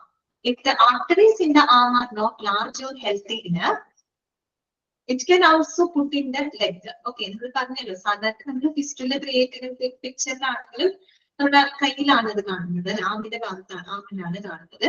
പക്ഷെ ഇപ്പൊ ഇവിടെ ഹെൽത്തി ആയിട്ടുള്ള വെയിൻ ഒന്നും ഇല്ലാന്നുണ്ടെങ്കിൽ, അത് ഞാൻ പറഞ്ഞല്ലോ ഒരു റേഡിയോളജിസ്റ്റിന്റെ സഹായത്തോടു കൂടി ആദ്യം നോക്കും ഹെൽത്തി ആയിട്ടുള്ള വെയിൻ മാത്രമല്ല. അത് നമ്മൾ പിന്നീട് എപ്പോഴും നമ്മൾ ഡയാലിസിസ് ചെയ്യുന്നത് ഈ ഒരു വാസ്കുലർ ആക്സസ് സൈറ്റിലൂടെയാണ്. ഓക്കെ, അപ്പൊ എപ്പോഴും ഒരു ഹെൽത്തി ആയിട്ടുള്ള ഒരു വെയിൻ, ഒരു ഹെൽത്തി ആയിട്ടുള്ള ആർട്ടറി കണ്ടെത്തുക എന്നുള്ളത് ഒരു ചാലഞ്ച് ആണ്. ഓക്കെ, അപ്പൊ അതിനൊരു ഇന്റർവെൻഷൻ റേഡിയോളജിസ്റ്റിന്റെ സഹായം നമ്മൾ എടുക്കാറുണ്ട്. ഇതിന് ശേഷമാണ് നമ്മൾ ഈ സർജറി ചെയ്യും. ഓക്കെ, അപ്പം അവിടെ ഹെൽത്തി ആയിട്ടുള്ള വെയിൻ ഇല്ലാന്നുണ്ടെങ്കിൽ നമുക്കത് കാലിൽ ചെയ്യാം. It is the most natural access site. അപ്പൊ നമ്മൾ ചെയ്തേ, ഇതൊക്കെ അതിന്റെ പ്രത്യേകതകളാണ് കേട്ടോ. It is the most natural access site. ഇതൊരു നാച്ചുറൽ ആക്സസ് സൈറ്റ് ആണ്. Why it is called the natural access site? Because എന്താണ്, there is only a surgical connection between an artery and vein. എന്തെങ്കിലും ഫോറിൻ സബ്സ്റ്റൻസ് നമ്മൾ അതിനകത്ത് insert ചെയ്യുന്നുണ്ടോ? ഇല്ല, തികച്ചും natural ആയിട്ടുള്ള ഒരു ആക്സസ് സൈറ്റ് ആണ്. അതുകൊണ്ട് കാര്യം എന്താണ്, as it is formed from the blood vessel അല്ലെ, 2 ബ്ലഡ് വെസലിൽ ഫോം ചെയ്തു എന്നുള്ളത് കൊണ്ടും മറ്റൊന്നും നമ്മൾ അതിൽ ഘടിപ്പിച്ചിട്ടില്ലാത്തത് കൊണ്ടും അതൊരു നാച്ചുറൽ ആക്സസ് സൈറ്റ് ആണ്. അതുകൊണ്ട് തന്നെ എന്താണ് പ്രത്യേകത എന്താന്ന് പറയുന്നത്, ഇൻഫെക്ഷൻ വരാനുള്ള ചാൻസും വളരെ കുറവാണ്. ഇൻഫെക്ഷൻ വരാനുള്ള ചാൻസും കുറവാണ്. നമുക്കൊരു ലോങ് ടേം ഹീമോഡയാലിസിസിന് വേണ്ടി നമുക്കത് ഉപയോഗപ്പെടുത്താനും സാധിക്കും. അതാണ് നമ്മൾ പറയുന്നത്. It has the rarest chance of infection and clotting. അതിന് ഇൻഫെക്ഷൻ വരാനുള്ള ഒരു ചാൻസ്, അല്ലെങ്കിൽ ക്ലോട്ടിങ്ങിനുള്ള ഒരു ചാൻസ്, അവിടെ ബ്ലഡ് ക്ലോട്ട് ആവാനുള്ള ഒരു ചാൻസും ഇൻഫെക്ഷൻ ഉള്ള ചാൻസും ഒക്കെ വളരെ കുറവാണ്. ഓക്കെ, അപ്പൊ AV ഫിസ്റ്റുല എന്ന് കേൾക്കുമ്പോൾ നമ്മൾ ഓർക്കേണ്ടത് it is a surgical connection between an artery and vein. Okay, രണ്ടാമത്തെ കാര്യം it is a natural access site ആണ് അല്ലെ, ഇതൊരു നാച്ചുറൽ ആക്സസ് സൈറ്റ് ആണ്. As it is formed from the blood vessel. അതുപോലെ തന്നെ it has the rarest chance of infection. Infection ഉള്ള chance കുറവാണ്. And it is used for the long term hemodialysis. അങ്ങനെ ഒരു പെർമനന്റ് ഹീമോഡയാലിസിസിന് വേണ്ടിയിട്ട് നമുക്ക് ഈ ഒരു ആക്സിസ് സൈറ്റ് ഉപയോഗപ്പെടുത്താവുന്നതാണ്. ഇതൊക്കെയാണ് അതിന്റെ പ്രത്യേകത. ഇനി അടുത്തേക്ക് വരുമ്പോ അടുത്ത പ്രത്യേകതകളാണ്. അപ്പൊ അത് പഠിച്ചു വരുമ്പോൾ പരസ്പരം കമ്പയർ ചെയ്ത് പഠിച്ചാൽ മതി കേട്ടോ. ഓക്കെ, ഇന്നത്തെ ക്ലാസ് ക്ലിയർ ആണല്ലോ?